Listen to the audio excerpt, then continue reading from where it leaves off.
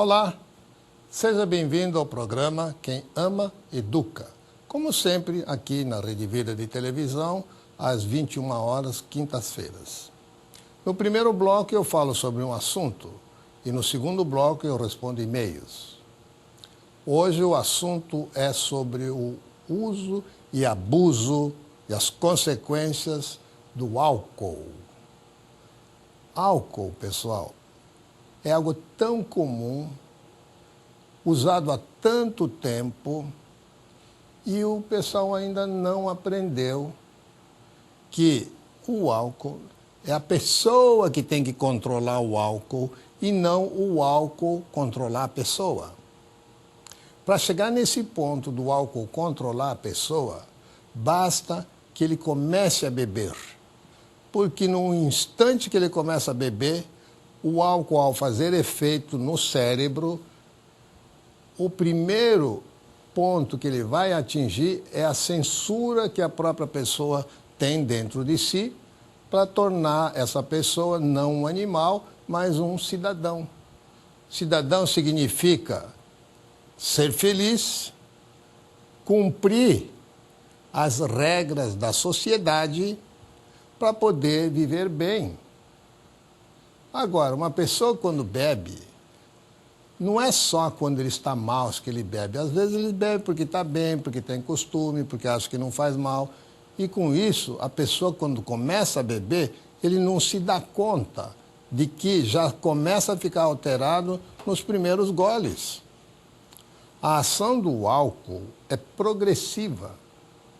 Ninguém bebe com aquela intenção de provocar um grande acidente.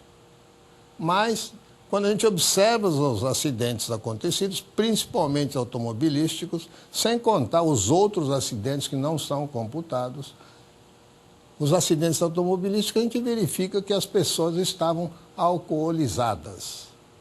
Como diz aí normalmente, quando a mídia traz acidentes por pessoas embriagadas, dizem sinais de embriaguez. Porque não pode afirmar, porque hoje ninguém pode afirmar que o outro esteja alcoolizado se não tiver uma prova. Prova de que está alcoolizado, não que ele tenha bebido, mas ele tem sangue, no seu sangue tem álcool. E a quantidade de álcool que está no sangue é que vai fazer a mudança do comportamento. No começo, o álcool é um tanto euforizante, ou seja, a pessoa fica para fora, aumenta um pouco a pressão, os batimentos cardíacos, ele pode ficar até ruborizado, ele fica um pouco mais entusiasmado, e com isso, as pessoas que são um tanto tímidas, mais fechadas, começam até a ficar mais loquazes, falantes. Então ele gosta dessa sensação de ser mais falante. Em vez de ele resolver o problema da timidez, porque a timidez hoje em dia é um problema, ele passa a tomar umas para ficar mais solto. Não é para fazer mal, é para ficar mais solto, sentir-se melhor. E como ele se sente de fato melhor, não vê motivos para, quando for a uma reunião, uma festa, ele, tomar um pouquinho assim para ele ficar mais sociável. De fato, a pessoa fica um pouco mais sociável, mas a própria pessoa, às vezes, não para no ponto que ele queria e continua bebendo. E quanto mais álcool tiver no organismo, maiores serão os seus efeitos. Depois dessa euforia, tudo começa a deprimir. Começa o poder de avaliação começa a diminuir, a noção de distância e de tempo começa a variar. Velocidade é espaço sobre tempo. Se varia a noção de tempo, já varia a velocidade, a noção de velocidade. Se varia a noção de espaço, também varia a noção de velocidade. tudo varia quando variam os ingredientes da sua composição, não é? Então, a pessoa vai perdendo aos poucos essa noção, mas o que é mais grave do efeito do álcool, que o álcool não deixa que a própria pessoa perceba o seu real estado, o que ele é capaz de fazer, se ele está em condições ou não. Esse avaliador já foi destruído pelo álcool enquanto ele estiver no organismo. Depois que o álcool vai diminuindo, vai sendo metabolizado, vai sendo eliminado, lentamente começa a voltar outra vez a consciência, esses critérios, o aspecto cidadão que a pessoa tem. As regras ele começa a entender. Então, o problema do álcool passa a ser como se fosse algo transitório, que no dia seguinte está bem. Só que o costume de beber está lá. Numa outra situação que seja necessária a sua apresentação, muitas vezes ele se sente entusiasmado se beber um pouquinho. Ou seja, os coquetéis, de uma maneira geral, tornam as pessoas mais loquazes, falantes, e pode reparar que em todo coquetel tem gente que passa do ponto. Quando que a gente pode falar que a pessoa passou do ponto? Quando ele começa a ficar inadequado. Qual é a inadequação principal? É que ele começa a não considerar outras pessoas e começa a achar que ele pode fazer o que ele quiser. Tem essa força. E quanto mais alcoolizados, menos noção ele passa a ter. E se ele pega numa direção, num carro, ele se torna um potencial criminoso. Não só contra si, mas principalmente contra pessoas inocentes, que não tem nada a ver com o que ele bebeu e, às vezes, com consequências muito graves, a própria vida ou bens materiais. A saúde, pessoal, imaginou num acidente ficar aleijado por resto da vida, por quê? Porque o embriagado bateu no seu carro? Ou morreu num acidente de automóvel, por quê? Porque o embriagado veio na contramão?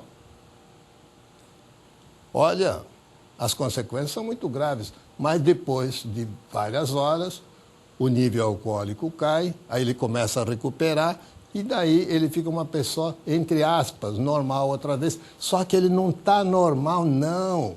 Porque a pessoa que começa a beber, guarda dentro de si o esquema da bebida e depois, de diversas situações, não consegue ficar sem beber. O que aparentemente era inocente passa a ser uma espécie de necessidade. E quando passa a ser necessidade, a própria pessoa não se dá conta que cada vez precisa beber mais para se sentir naquele estado que ele estava antes, que é o estado assim meio de embriaguez, só que a própria pessoa não percebe e passa. Quantos não são os jovens que começam a beber e quando bebem passam do ponto e passam fisicamente mal, entram em choque, entram em coma e são levados sem perceber ao hospital por seus amigos. E no dia seguinte ele não se lembra de nada, deu um blackout, porque cérebro empapuçado de álcool, a memória não funciona, não registra, e ele não sabe o que fez. Então, o álcool realmente é muito perigoso.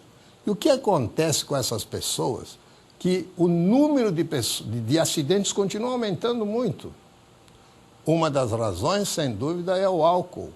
Porque o número de acidentes aumenta muito no final de semana, de sábado para domingo, de sexta para sábado, porque essas pessoas, elas saem para se divertir e acabam ficando criminosos. E o Brasil, como legisla isso, como ele administra, como ele gerencia esses problemas? Da maneira conivente ao alcoólatra, sempre. A pessoa não é obrigada a pegar o bafômetro. A pessoa vai, depois de um acidente, vai para casa, volta para casa, se troca, passa horas, depois volta, ou volta com uma roupa como se tivesse saído para ir para a padaria, comprar pão. e no fundo ele estava voltando de uma balada embriagado, matou gente, mas volta como se não tivesse feito nada. E a lei protege esse pessoal porque não precisa fornecer provas contra si mesmo. Aí a lei entra até em contradição. Por que a gente prende um criminoso mesmo sem provar o crime? Porque ele pode impedir a investigação, ele pode dificultar a busca das causas, sabe? Pode, enfim, ele quer apagar, prejudicar tudo o que dava as provas do seu crime. Então a pessoa prende para proteger, para poder colher provas. Agora a gente vem com essa de que não é obrigado a cheirar um bafômetro, a soprar um bafômetro. Ficamos loucos, totalmente loucos. Então agora nós temos que provar que ele estava alcoolizado quando eles já não serve só o guarda dizer, não, ele estava embriagado, né? Estava bafando álcool, mesmo sem prova. Agora tem que levar para a medicina legal, tem que cheirar, se não cheirar não tem provas. E aí a pessoa sai livre. Então, a pessoa vítima, que perdeu familiares, que o próprio chefe de família morreu deixando crianças, o que acontece com eles? O que acontece? Quem arca com as consequências desse gesto? Então nós temos que legislar melhor. E a juventude, 14, 15 anos, está entrando muito cedo para o álcool, através do que o pessoal se chama, dá o nome de esquenta. Sabe o que é esquenta? Eles vão para uma festa de jovens, onde a família não serve bebidas, então, de repente, eles já bebem antes para ir para a festa já calibrados. E hoje não é difícil pais de adolescentes cujo uso de bebida, a venda da bebida a esse pessoal é proibida, serve bebida alcoólica e já tem assim, aquele cuidado de contratar profissionais para cuidar das pessoas que bebem. Então estão propiciando, não, mas eu tenho responsabilidade, eu cuido. Cuida daqueles que passam mal e daqueles que não chegam a passar mal, mas estão alterados. O que acontece? O que acontece com as pessoas que começam a beber desse jeito e depois se tornam absolutamente impunes? Não dá mais, a gente está cansado de ver pessoas embriagadas que mataram outras pessoas e que não são condenadas, escapa da lei baseada aí no princípio que não foi pego em flagrante, que não precisou cheirar o bafômetro, não existe prova de que ele estava embriagado. O Brasil, desse jeito, está num desmando total. Em todo lugar onde a droga é mais forte do que a política do seu controle, o país acaba se perdendo. Não importa qual droga seja, mesmo que seja o próprio álcool. Até já, para o segundo bloco.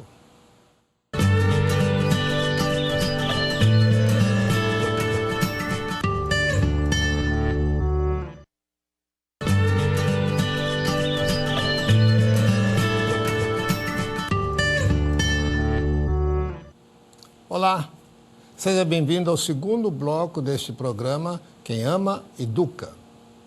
No primeiro bloco eu falei sobre o abuso do álcool.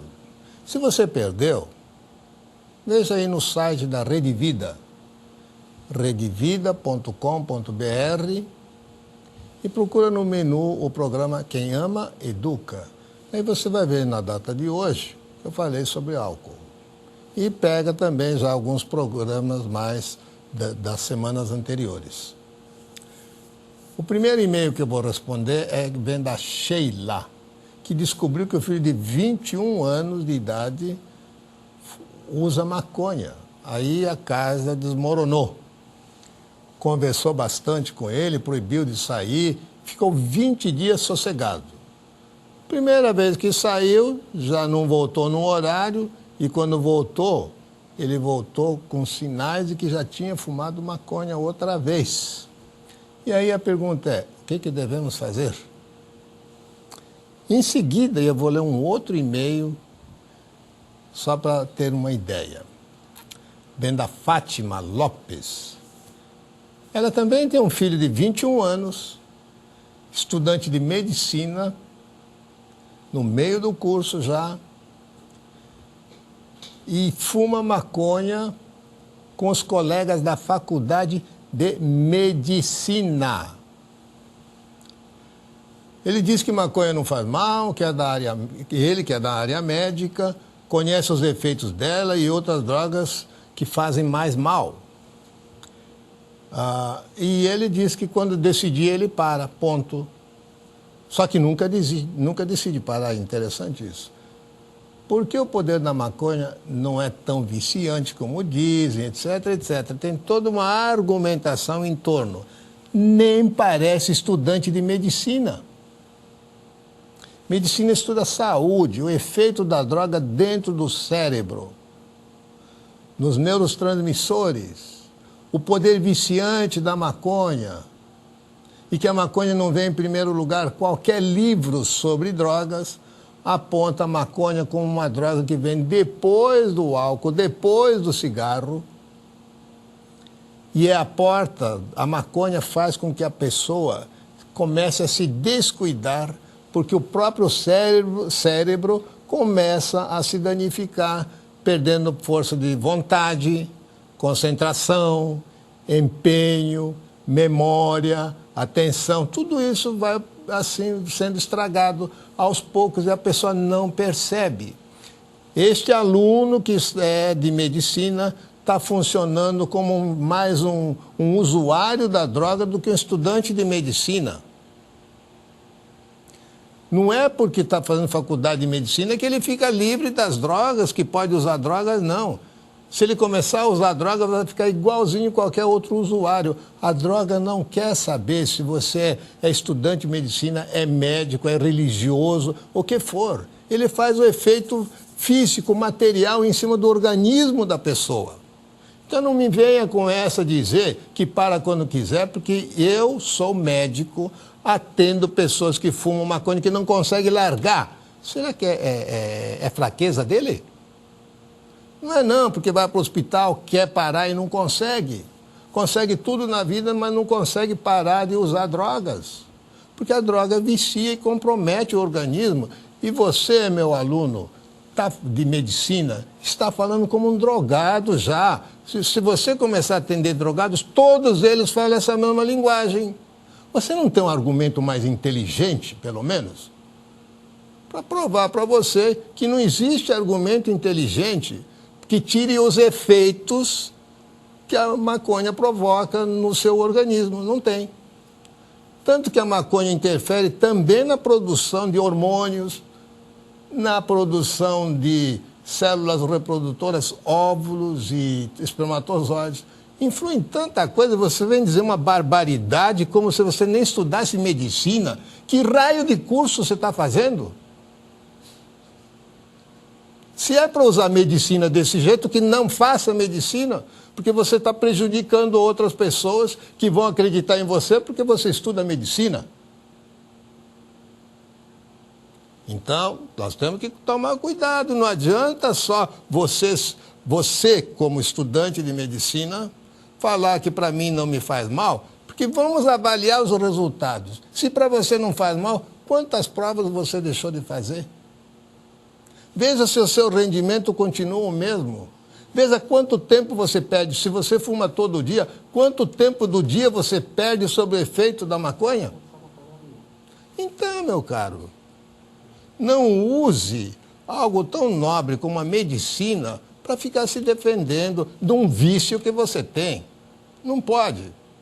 Agora, o que os pais podem fazer com pessoas que têm 21 anos, que seriam dono do nariz, já seriam pais, já podem ser pais, podem estar trabalhando, se defendendo na vida? O que eles podem fazer? Depende muito mais do próprio jovem. Leia esse livro. Leia. Juventude e Drogas. Sheila, você disse que a casa desmoronou. Isso eu chamo aqui, ó, aqui nesse livro aqui, de anjos caídos. É a síndrome dos anjos caídos. Ou seja, os pais jamais sonham que os filhos vão usar drogas. E quando descobre, tudo desmorona.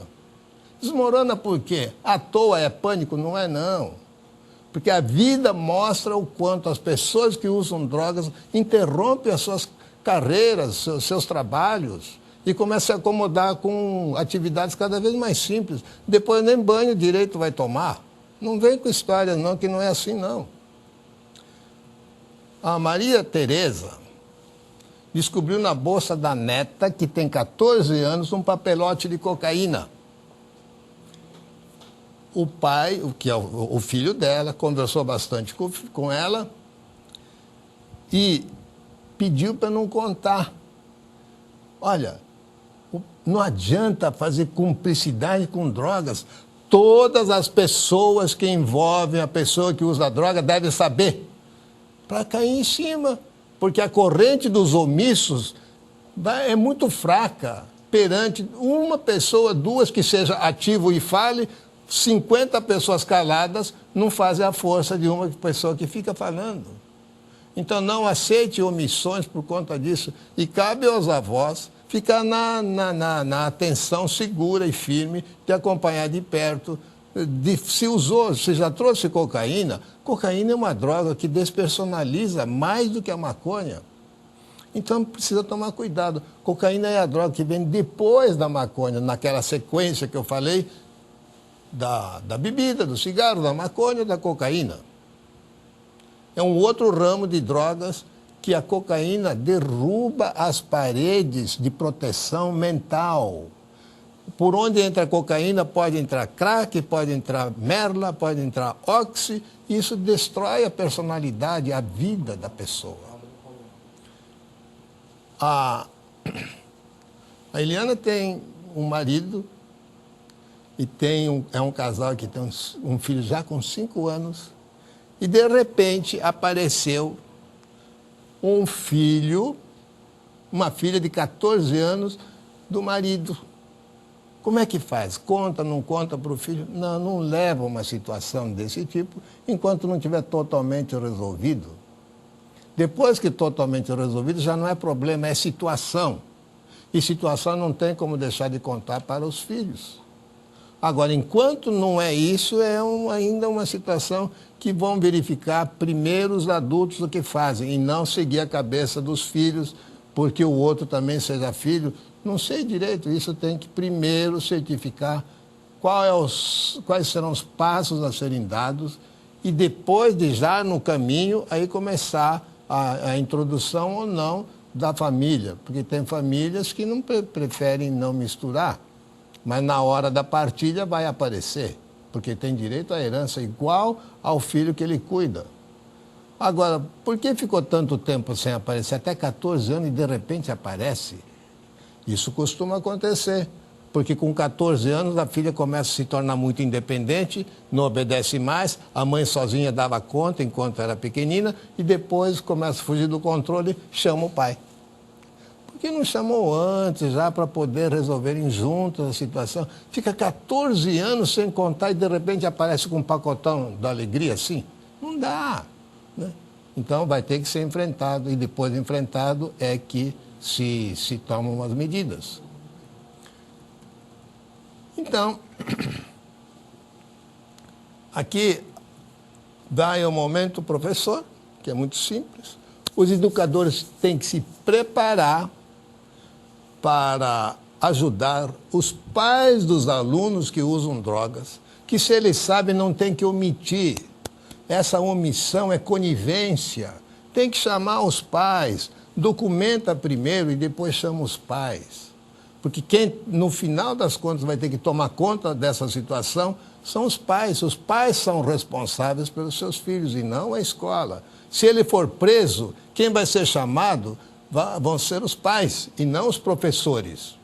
Se ele for para a delegacia, se ele for para o necrotério, os chamados serão os pais. E vocês que sabiam não falaram nada, não pode. Leia o livro para poder se preparar direitinho de como pode conversar com os pais sobre os alunos que usam drogas. Né? Não deixe passar a oportunidade, porque se ninguém falar, quando os pais descobrirem, já está num grau assim, muito complicado de recuperação. Tá bom? Agradeço a atenção de vocês e conto com vocês para a próxima semana. Até lá.